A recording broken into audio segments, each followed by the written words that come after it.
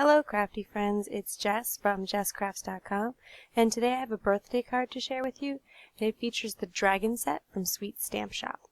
To start off, I knew that I wanted to layer the flames from the Sweet Stamp Shop set to create a scene for the dragon, and so in order to achieve a layered stamping effect, I stamped the flame onto some stamping mask paper, so that way I could mask off some flames while stamping others, and it would create the look of some flames being behind others.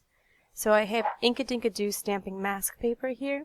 You could use a post-it note or some thin typing paper and removable adhesive if you don't have the stamping mask paper. I suggest choosing a quick drying ink, although it really doesn't matter what you choose here because even if it smears, it doesn't matter. This is not something that's going to be included on your final card. For the panel, I use these MFT stitched circle dies, and I'm going to start layering the flames on the bottom. I'm using My Favorite Things Black Licorice Hybrid ink because I will be doing some Copic coloring with these.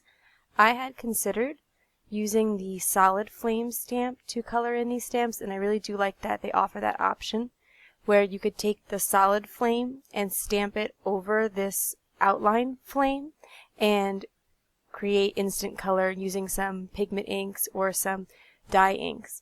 But in this instance, I wanted to make sure there was a little bit more variation and some dark to light blending, so I decided to go with some Copics instead.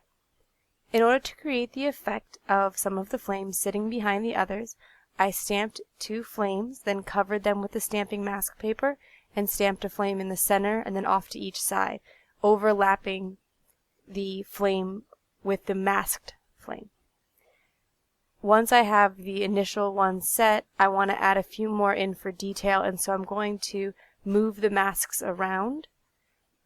If you want to create more layers of flame, you could create more masks. I had only created 2 because I thought that would be enough, but there are a few instances where it might have been nice to cover 3 flames to create just a little bit of a flame poking out. So I have just about all of the flames stamped, and then I'm going to go in with a little bit of Copic coloring. I'm going to use 2-color blending and use an orange blending combination and a yellow blending combination. I want to create a little bit of variation, but it is a small area and it's not the focus of the card, so I don't do too much with the blending. For the outer part of the flame, I use YR07 and YR16. I simply lay a little bit of YR07 and then blend it out with the YR16. I'll show the coloring of one flame, but I'm doing them all in the same way. I am using some Y and YR combination for the yellow. Even though they're not in the same color family, you can achieve a blended look with them. It might just take a touch more work. And so I have YR23 and Y38 for those. Now I'm going to move on to coloring the dragon from the set. He is going to be the highlight of my card, and so I decided to make sure that he contrasts with the flames, and I'm going to color him in a bluish teal color. Again, I'm using a pretty wide combination of BG markers. I'm using BG05 and BG49. Those colors are very far apart. They don't have the same hue or the same saturation, but if you're okay with the look of a high contrast where the blend isn't really smooth, but instead there's a distinctly darker and lighter part, you can use markers that are wide apart. And I actually think that look, I think of some other people who create that look and I admire it, so I tried to mimic that today. I'm coloring the wings in a green because when I looked at the color wheel, you can combine orange, teal, and green and get a nice complement. And so I'll link to that in the video description below, but I have the site that I go to that you can look at color combinations, and so if you're not quite sure what color to add that would look good, you can always use that for some suggestions. I'm using a G marker and a YG marker, as again before I said, you don't have to worry about them being so far apart. They will still blend. That's the great thing about alcohol markers. And I'm adding a little bit of C1 and C3. I don't want to add in any more colors, but I did want to make sure that the stripes on his belly were 2 different colors, so I went with the gray, so it would really just add a small touch of shading without adding any new colors to compete with what's already going on. in order to create the effect of his belly being round, I used a little bit of the darker marker at the very edges, the C3 and then the G14. And that's about it for coloring him in. I'm going to fussy cut him out so that I can layer him onto the background. But I want to create the sky first. I decided that instead of going with a traditional blue sky, I wanted something that was a little bit darker because of the flames, and I didn't want it to be like a spooky dragon kind of thing, but just that I wanted it to have a slightly darker look, because if I was thinking of him kind of rising out of the flames, it just seemed to work for me. And so I'm going with peacock feathers, evergreen bough, and iced spruce. Peacock feathers is a very blue teal, evergreen bough is a very green teal, and then iced spruce is a grayish green with a very hint of blue. And so it definitely creates more of a teal sky, but layering in that iced spruce as a last step does darken it just a bit and achieve the look that I'm going for.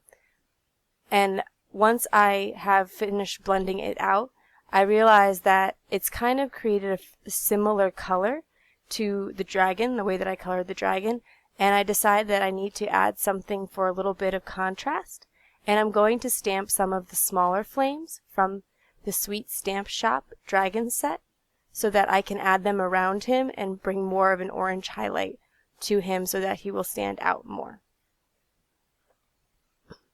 I have stamped them out in My Favorite Things. I really like how the Sweet Stamp Shop includes a lot of little details in their stamp set so that you can create a scene. One of my favorite things to do is make scene cards, and so here you can add in the different size flames. They also have different direction flames, and create a whole scene around your dragon. I am layering some adhesive on the back before I cut these out because I am going to fussy cut all of these very tiny flames and I want to make sure that they'll stick easily. But another suggestion would be to use some multimedia matte from Ranger.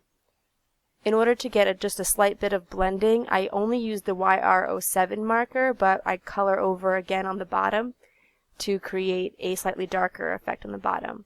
Another thing you can do with alcohol markers is just by coloring more you get a darker color, so you don't even always need two markers to blend. I'm going to stamp my sentiment in Archival Jet Black ink. I want to stamp it first before I layer on any of the flames because I want to make sure that the sentiment will still fit in the end. And you also saw there that I stamped off before I stamped it directly onto the piece that I made. I wanted to do that so that way I could make sure that the image would come out clearly since it was the first time I had stamped it. So here you see how I layered on all of those little flames. I wanted to make sure that I created a line between the dragon and the sentiment, and so I have some flames rising away from the dragon and around the sentiment, but then I also didn't want to leave the right side completely blank, and so I added a few more flames there. Now that I've created my focal point panel, I'm going to come in and add a couple of papers and details to create the rest of the card. I have cut a piece of black paper because I want to make sure that I present a high contrast to the blue panel and make sure I keep the focus on that. Whereas if I had layered this blue panel with the dragon on it right onto that lime green paper, it wouldn't pop out. And so I want to make sure that I continue that theme of this being the focal point.